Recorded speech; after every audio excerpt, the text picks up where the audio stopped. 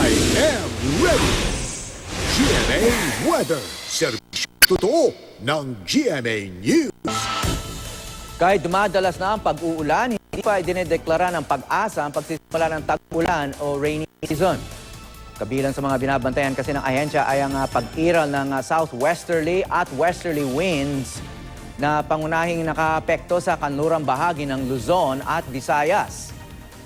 Kailangan din munang makapagtala ng 25 millimeters na dami ng ulan sa loob ng 5 araw mula sa 8 o higit pang synoptic stations ng pag-asa.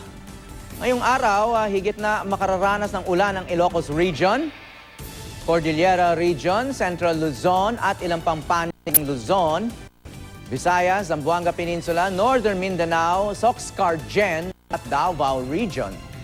Base sa rainfall forecast ng Metro Weather. Mataas din ang chance ng ulan dito sa Metro Manila sa mga susunod na oras kahit na muling magiging maansanga.